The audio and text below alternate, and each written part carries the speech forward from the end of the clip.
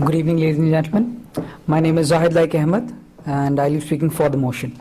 My name is Ujjaini Chatterjee. I'm speaking against the motion. Gentlemen, distinguished judges, with great power comes great responsibility. And the golden words of Justice Michelle Childs, with patents come obligations, and one of which is to provide your medicine at affordable prices. Now, when we look onto the status of drug availability in India, it is very poor. And according to a World Cancer Report conducted by WHO in 2012, 7 lakh Indians die every year due to cancer, and 10 lakh Indians are diagnosed by cancer every year. Now, the question arises, what is the basic reason behind this? The answer to it is lack of medical assistance and medical availability.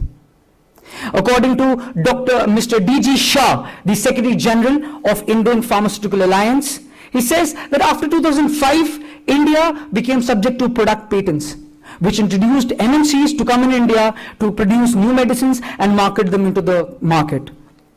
And due to this, the availability of drugs reduced because the prices were so prohibitive in the market that not only 1% of Indians could afford these prices. Now, to support this argument, I would like to put forward an example of Nexavar, the product that was manufactured by Bayer Industries. This product had a yearly dosage of $69,000. If converted to Indian rupees, equals to approximately 43 lakh Indian rupees. Now, how many of us would even earn 43 lakhs rupees a year? Forget about observing or consuming medicines of 43 lakh rupees a year. And even if we earn 43 lakh rupees a year, how many of us could save other money after spending 43 lakh rupees a year? And if we calculate this amount, the amount of 43 lakh rupees of the drug Nexavar was equivalent to 41 times of the per capita income of every person in India. This is the situation of drugs that were patented by companies and who are supplying these drugs into the market and running their monopoly in the market. The whole concept of this debate is that these patents that are taken by these companies have a monopoly in the market, and through these monopolies they charge whatever price they want for these products and gain a lot of profits in the market. Now, when we're talking about Maya, I would like to point out an interview of the CEO of Maya, Mr. Merijik Derek. In an interview to Business Bloomberg, he said, and I quote, "We do not produce these medicines for Indians. We make them for patients, Western patients who can afford it," unquote. Now, the profit motive of these pharmaceutical industries and the monopoly going in the market is so high that they have forgotten all the moralities in the society and have gone to ignore the dying people in the poor countries like India. India is an enormous generic industry, and India has been supplying in generic medicines to 200 countries in the world, especially Africa. Now, if these are not, if these patents still survive in the current Indian system of the pharmaceutical industries or the generic medicines, I must say, that these are trying to eat out all the industry and the benefits that the government is trying to provide to the citizens of the country and the poor patients specifically. Now, the basic argument given by these MNCs and the patent holders is that we charge a lot of money because we need to invest in the R&D of the next coming product and to secure or to get the R&D cost that we have put in this product to bring this product into the market. To support this argument, I would say that there are 3 examples that I'm going to produce in this gathering today.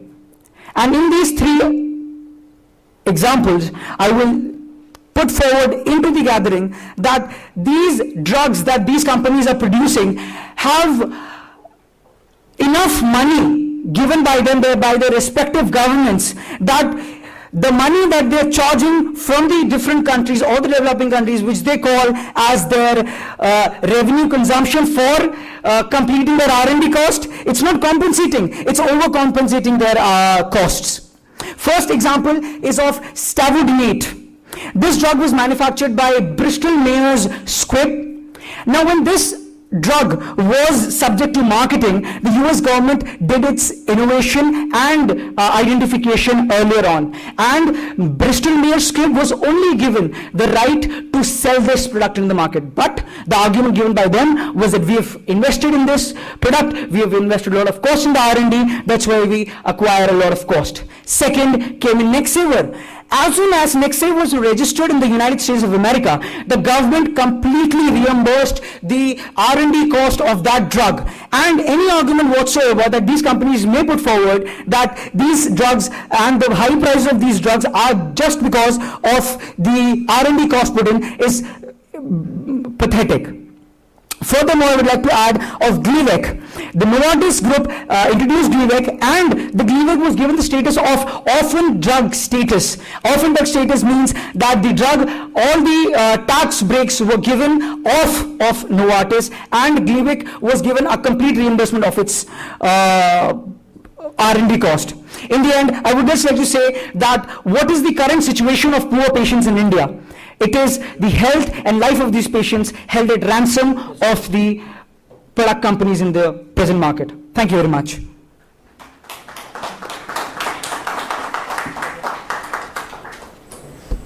It's got two parts. One, how do you perceive the future of a society without any patent at all?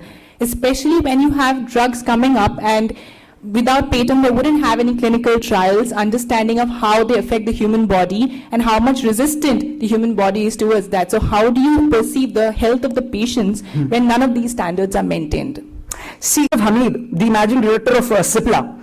See, he's got a mechanism and he's trying to propose this mechanism in the whole country, that what Indian government and the Indian generic producers can do is that they can import these drugs, and these drugs are not made in India. These drugs, and they can produce the generic versions of these drugs and provide these drugs into the poor sections of society at affordable prices, and pay royalty to these companies who have invested their money in the innovation of these drugs. So when you pay the royalty of the drug that we take as generic producers and provide the other in affordable prices, that solves the problem. What the basic problem of these multinational companies is, they need profit, they need money. So we are providing them royalty towards all those medicines that we take in and produce as a generic medicine and into the affordable prices to the market. I think that answers your question. Thank you very much.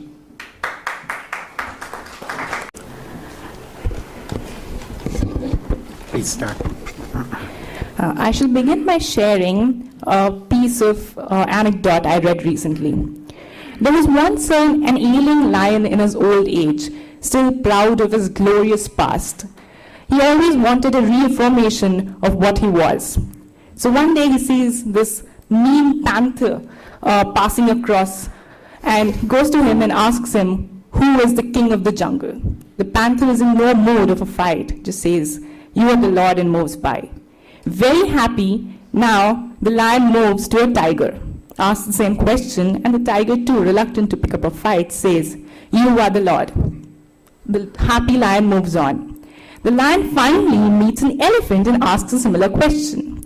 An irritated elephant takes the lion and thrashes him up and down continuously twice and throws him down.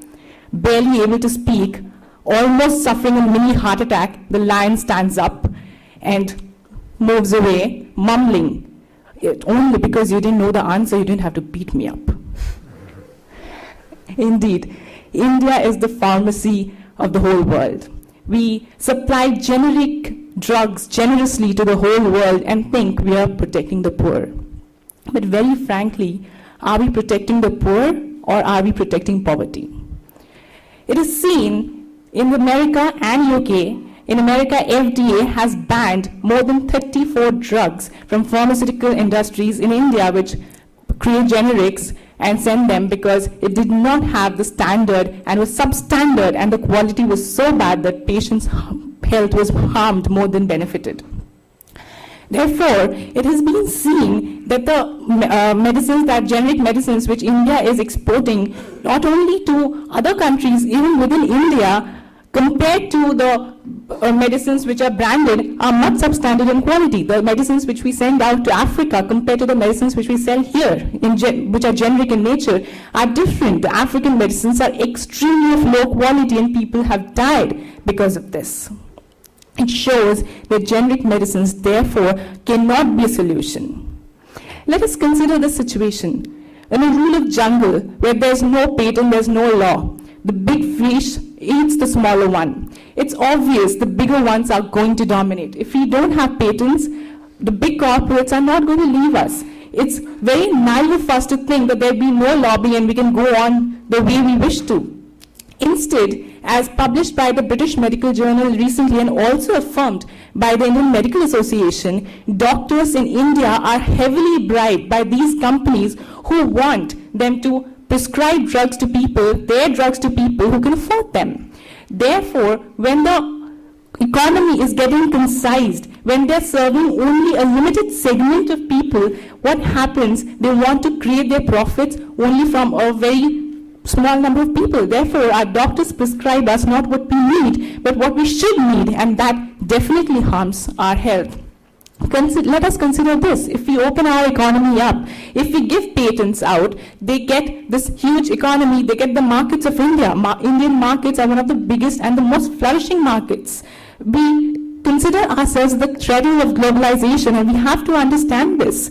When pharmaceutical companies have directly accepted the fact that their markets in Europe and America have reached a saturation point, they're looking to our markets. If you open it up, if there are more number of consumers, obviously the price spreads out and the prices do come down, and consumers at least get a standardized quality of medicines which they deserve.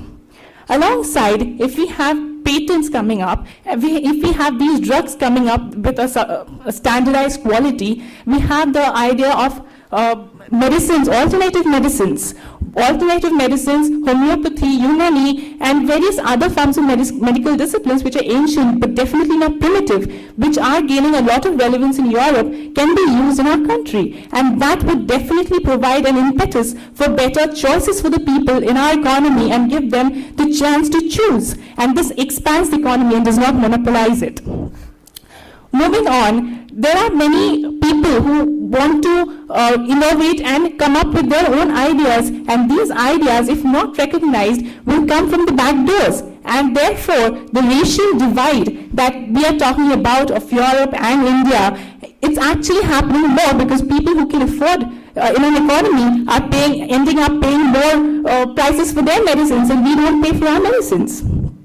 If we don't pay for our medicines, it would be naive of us, and we would end up not having any medicine at all. And the kind of medicines that the generics would be preparing are obviously going to be substandard in quality, and we've seen the kind of standards and the quality of the medication that are happening. If we want globalization to happen at a large stage, if we are considering ourselves to be a global economy, it would completely tarnish and keep our image really low and not give us the kind of innovation that we need.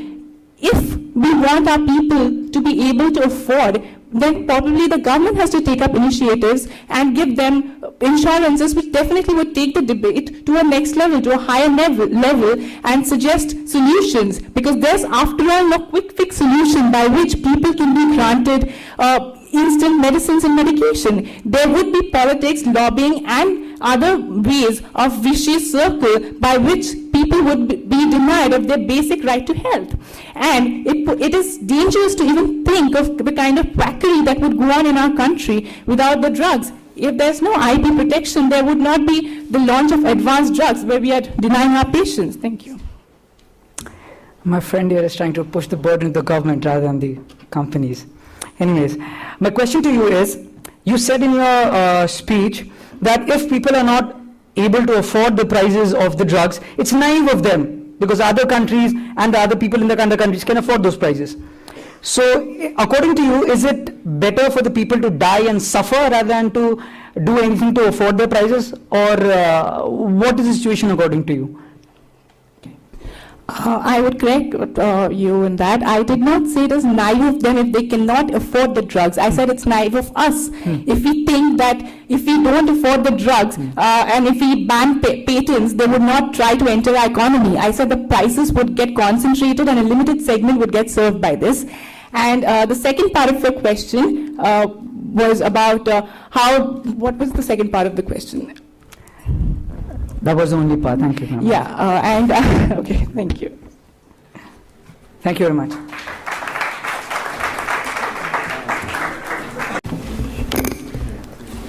Well, all the arguments have been great, and now it's the result time. Meanwhile, while the judges are deciding, you're circulating a sheet amongst the audience. Audience, kindly tick on the participant whose arguments, as per you, had content, were good in presentation, and who deserves to win the Popular Choice Award.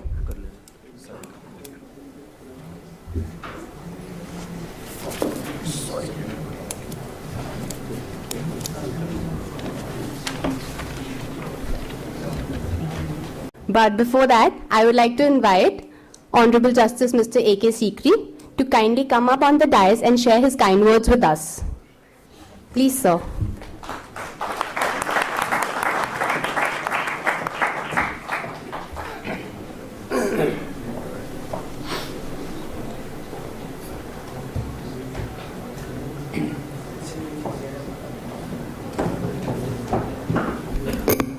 Good evening, everybody.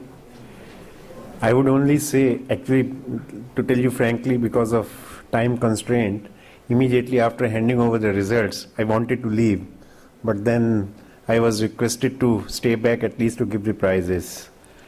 And therefore, I would be very, very brief in what I have to say. The debate was of good quality, and there was, as far as particularly in respect of the people speaking for the motion, almost a tie between the two. But then we had to choose one, and that is what I am not saying. After adding the marks of all three, so one emerged as a winner who was little ahead of the second one. So therefore, it should not discourage other who could not make it, but at the same time, we were just sharing this, that let us see who is going to be the winner by the audience, and whether that person would be the same person to whom we have chosen, either for or against the motion. Our work was easier in the sense that we had to choose one from, those who spoke for the motion and one from the other category. But as far as our audience is concerned, they have to choose only one. But all said and done, let me tell you, these are the issues which are really issues of the moment on such cases, and there are bound to be differing opinions. It is very, very difficult to find a solution which would satisfy everybody. And therefore, in a debate, yes, it is good for you. You can speak for the motion or against the motion. But when it comes to the court, and the courts have to decide, these are really, really very difficult issues. And how to balance the two public interests. There are public interests on both sides. So that would depend on the facts of a particular case, and how the, what I'll only say is that yes, the judge, while deciding such cases, has to keep in mind, on the one hand we have Article 21, no doubt about it, right to life, and on the other hand we have the interest of the economy. And therefore, in a particular case, while deciding about a particular drug or patent, scales are on the, whether they tilt in favor of one or the other is a choice, which is a Hobson choice, but it has to be made whenever such issues come by the judges. And I hope that judges may ultimately turn out to be good judges, which may satisfy or largely satisfy both the parties. Thank you.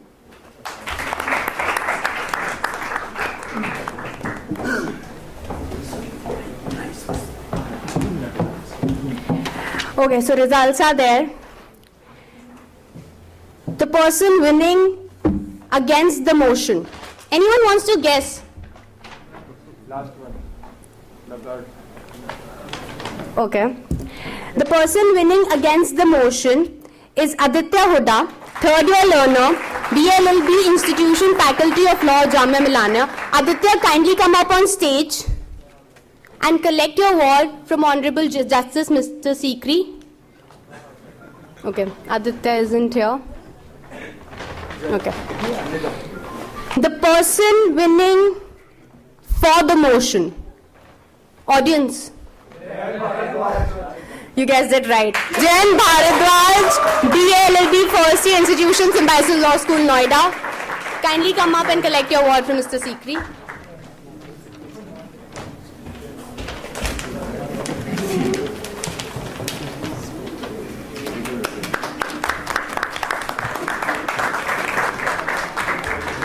And now the audience award, the Popular Choice Award. Audience, shout out the name loud who you think was, as per you, the best. Okay.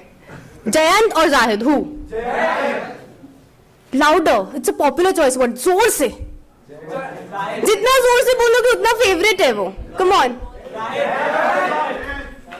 Okay. So the person winning the Popular Choice Award is Zahid Ahmed, third year institution, Faculty of Law, Jamia Millia. Kindly come up and collect your award. You thought that we won't get? No, sir, I was just having water, sir. He's also there. Yeah,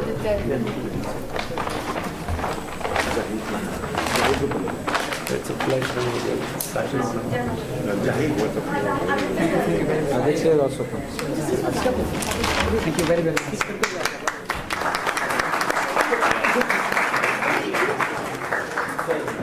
Come this side. Come this side. There is a live telecast. Yeah. No light type. It's a recording.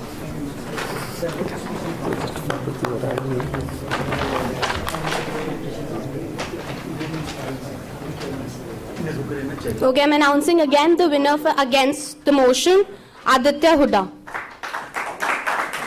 Third year, BLB Institution, Faculty of Law, Jamia Milana.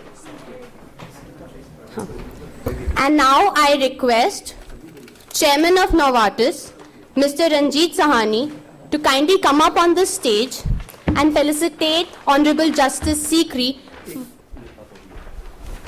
Thank you, sir, for being there and being a part of us.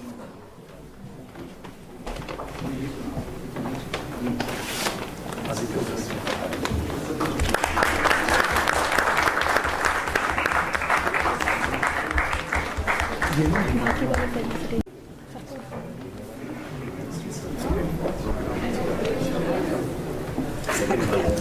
know, sir. I also want to, I had to say something else.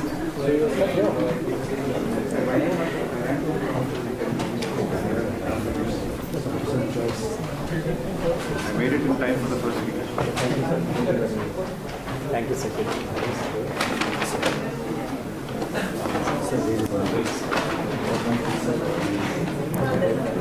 We would also like to thank our main sponsoring partner Novartis, our supporting partner and knowledge partner LexisNexis, and the benefit partner for student section of law, Airtel.